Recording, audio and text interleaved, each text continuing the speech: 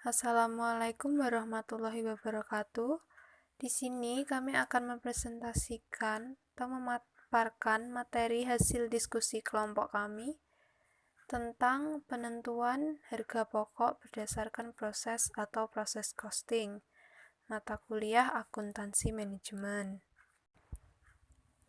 Kami dari kelompok 4 yang beranggotakan 4 orang. Yang pertama, ada saya sendiri, Novita Cahyani Wiyati Putri, NIM 12406193007.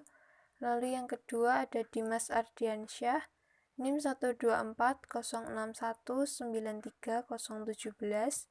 Yang ketiga ada Elma Nuryani, NIM 12406193018.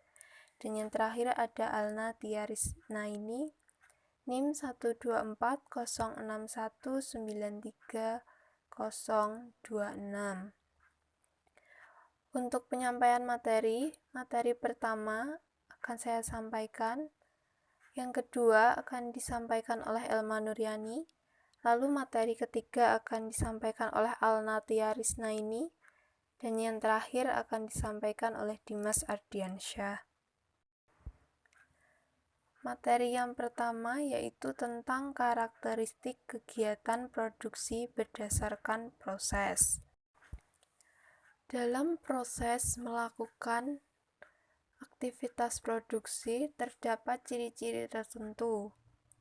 Berikut ini beberapa karakteristik produksi berdasarkan proses. Yang pertama ada produksi langsung, yaitu kegiatan atau aktivitas yang mencangkup produksi primer dan sekunder. Produksi primer itu sendiri diambil dari alam secara langsung, misalnya pertanian, pertambangan, perikanan. Lalu produksi sekunder itu sendiri proses produksi dengan menambahkan nilai lebih pada suatu barang yang ada. Misalnya, kayu untuk membuat rumah, baja untuk membuat jembatan, dan lain sebagainya. Lalu yang kedua ada produksi tidak langsung, yaitu kegiatan atau aktivitas produksi dengan memberikan hasil dari keahlian atau jasa. Contohnya seperti jasa montir, kesehatan, konsultasi, dan lain sebagainya. Lalu berikutnya ada jenis-jenis proses. Jenis-jenis proses itu sendiri dibagi menjadi dua, yaitu produksi berurutan atau sequential production, dan yang kedua adalah produksi paralel atau parallel production. Produksi berurutan itu sendiri harus dilakukan secara berurutan tanpa boleh dilangkahi atau dijalankan berbarengan. Misalnya, dari departemen A harus ke departemen B, kemudian C, begitu seterusnya secara berurutan. Lalu yang kedua adalah produksi paralel. Pada proses produksi menjadi produk barang yang seperti yang digambarkan pada contoh, yaitu harus melewati 3 departemen, yaitu departemen A, B, dan C. Departemen A dan B dapat dijalankan bersamaan dan kemudian biaya departemen A dan B akan masuk ke departemen C secara langsung. Setelah proses di departemen C, maka produk akan selesai dan menjadi barang jadi. Berikutnya adalah poin B, yaitu bagaimana arus biaya melalui akun-akun dalam penentuan harga pokok proses. Arus biaya produksi untuk sebuah sistem penentuan harga pokok proses itu umumnya sama seperti yang terjadi dalam sistem penentuan harga pokok pesanan. Yang pertama adalah persediaan bahan baku. Saat bahan baku dibeli, biaya dari bahan baku tersebut akan mengalir melalui akun persediaan bahan baku. Lalu yang kedua ada barang dalam proses, yaitu biaya bahan baku, tenaga kerja langsung, dan overhead yang dibebankan akan mengalir ke dalam akun barang dalam proses. Lalu yang ketiga ada barang jadi, yaitu saat semua telah selesai, biaya dari barang yang telah selesai tersebut akan dipindahkan dari barang dalam proses ke dalam akun barang jadi. Lalu yang terakhir atau yang keempat adalah beban pokok penjualan, yaitu di mana saat barang terjual, biaya dari barang jadi akan dipindahkan ke akun beban pokok penjualan. Berikutnya adalah poin C, mengakumulasikan biaya dalam laporan produksi.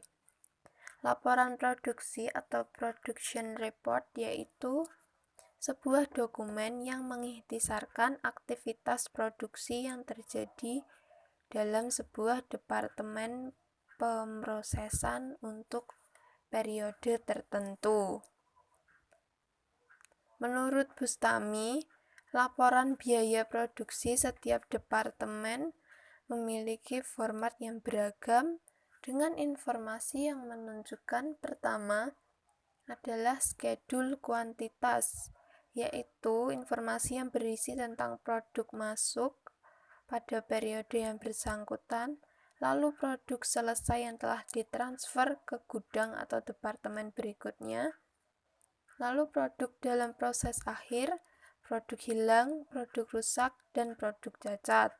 Yang kedua ada biaya dibebankan, yaitu memuat sebuah informasi yang berisikan tentang biaya yang dibebankan dari departemen sebelumnya atau biaya yang dibebankan dari periode bersangkutan, lalu unit ekuivalensi dan biaya per unit masing-masing elemen biaya.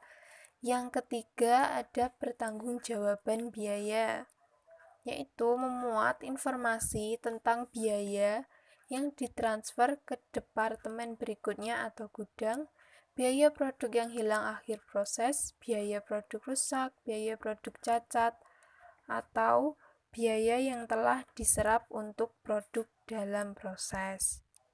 Yang terakhir ada poin D, yaitu perusahaan manufaktur dan jasa.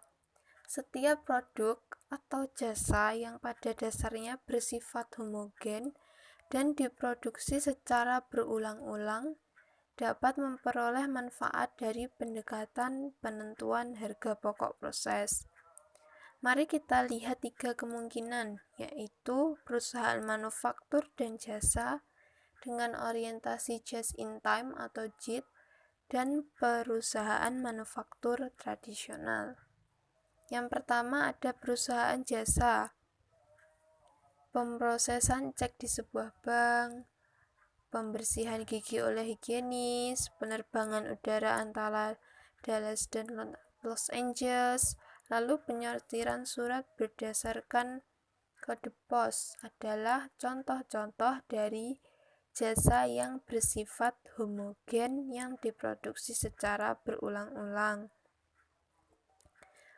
Perusahaan penghasil jasa juga dimungkinkan untuk memiliki persediaan barang dalam proses.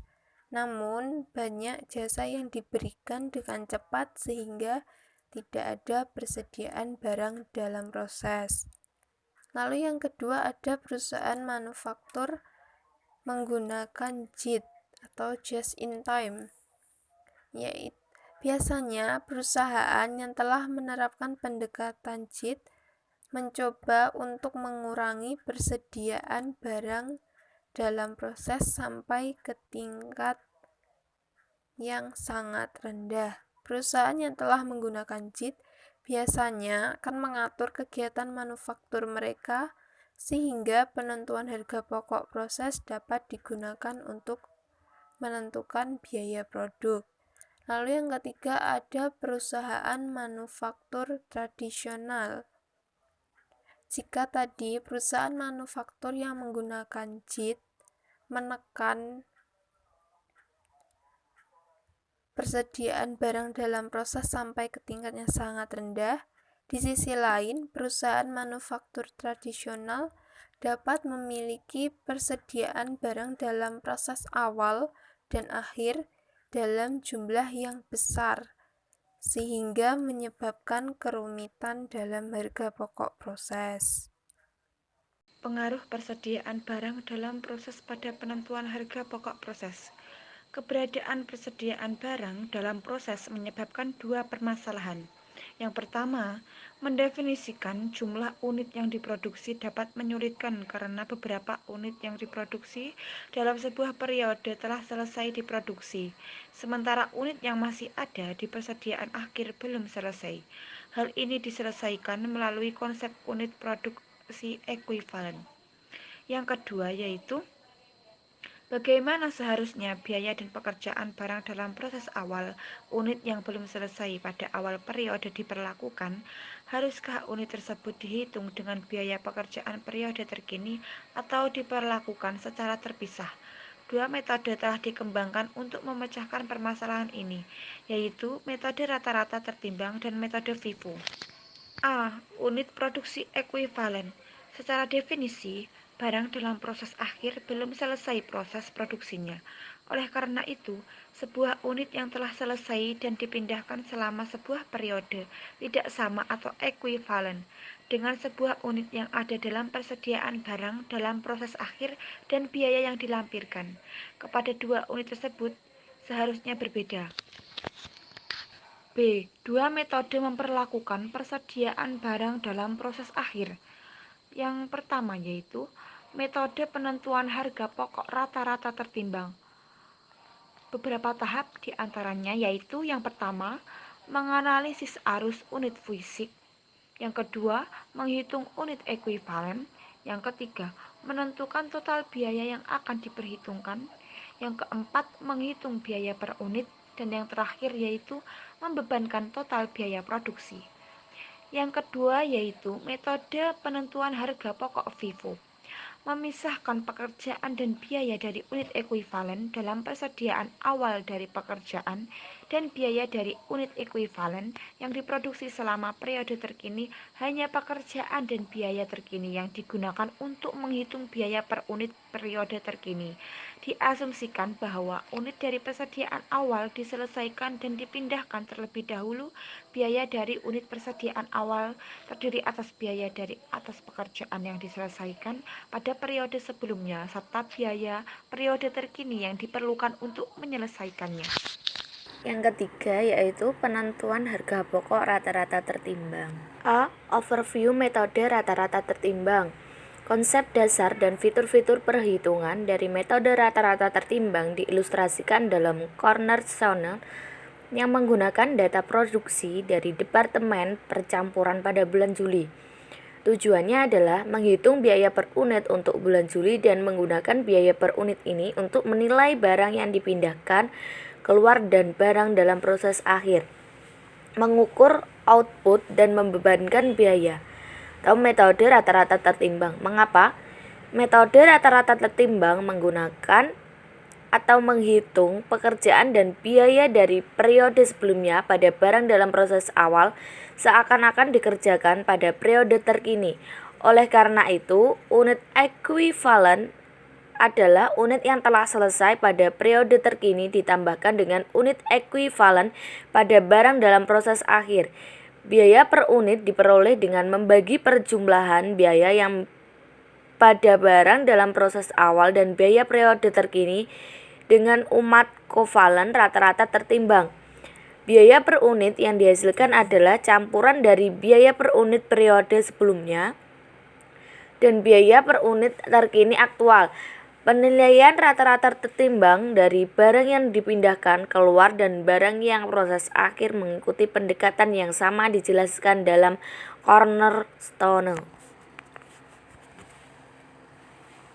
Informasi produksi unit dalam proses 1 Juli 75% selesai 20.000 galon. Unit selesai dan dipindahkan keluar 50.000 galon. Unit dalam proses 30 Juli 10.000 galon.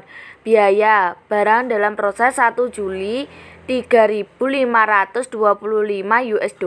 Biaya yang ditambahkan selama Juli $10.125 US. Diminta 1. Hitunglah ukuran output untuk bulan Juli. 2. Bebankan biaya ke unit yang dipindahkan, keluar dan barang dalam proses akhir dengan menggunakan metode rata-rata tertimbang. Penyelesaiannya yaitu 1. 10.000 unit selesai, 10.000 unit 25% selesai. Output bulan Juli 60.000 total unit menjadi 52.500 unit ekuivalen. Unit selesai, barang dalam proses awal yaitu 20.000 unit yang dimulai dan diselesaikan yaitu 30.000 plus barang dalam proses akhir 25% selesai menjadi 2.500. Unit ekuivalen menjadi 52.500. Yang kedua, biaya barang dalam proses awal 3.525 US. Dan biaya bulan Juli 10.125 US. Total biaya produksi menjadi 13.650 US. Biaya per unit ekuivalen 13.650 US per 52.500 unit sama dengan 0,26 US biaya per unit ekuivalen. Dipindahkan keluar 0,26 US dikalikan 50.000. Hasilnya yaitu 13.000 US. Barang dalam proses akhir 0,26 US kali 2.500 hasilnya 650. Total biaya yang dibebankan menjadi 13.650 US. B. 5 langkah dalam penyusunan laporan produksi. 5 langkah berikut ini menjelaskan pola umum dari sebuah laporan produksi penentuan harga pokok proses. 1. Analisis arus listrik. 2. Perhitungan unit ekuivalen. 3. Perhitungan biaya per unit. 4. Penilaian persediaan barang yang dipindahkan keluar dan barang dalam proses akhir. 5. Rekonsiliasi biaya. C. Evaluasi metode rata-rata tertimbang. Keunggulan dan kelemahan. Yang keunggulan yaitu keunggulan utama dari metode rata-rata tertimbang adalah kemudahannya. Sedangkan kelemahannya yaitu kelemahan utama dari metode ini adalah berkurangnya akurasi dalam perhitungan biaya per unit untuk output periode terkini dan unit-unit pada barang dalam proses awal. Poin keempat yaitu ada input berganda dan departemen berganda. Poin A yaitu pembebanan input produksi yang tidak seragam atau tidak merata. Dengan mengasumsikan pembebanan biaya konversi yang tidak seragam, dalam hal ini tenaga kerja langsung dan overhead menjadi masuk akal. Input tenaga kerja langsung biasanya diperlukan sepanjang proses dan overhead biasanya dibebankan berdasarkan jam tenaga kerja langsung.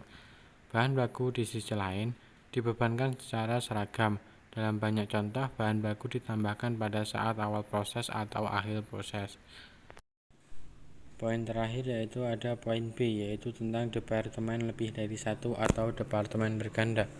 Dalam hal ini, kelompok input departemen penerima barang dipindahkan dibagi menjadi 3. Yang pertama yaitu 1 untuk bahan baku yang diterima dari departemen sebelumnya. Yang kedua ada 1 untuk bahan baku yang ditambahkan, dan yang ketiga ada 1 untuk biaya konversi. Sedangkan dalam menangani barang yang diterima dari departemen sebelumnya, 2 hal yang penting yang harus selalu diingat.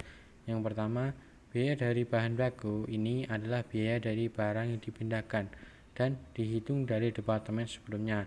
Dan yang kedua yaitu ada unit yang diperoleh dari departemen berikutnya berkaitan dengan unit yang dipindahkan dari departemen sebelumnya.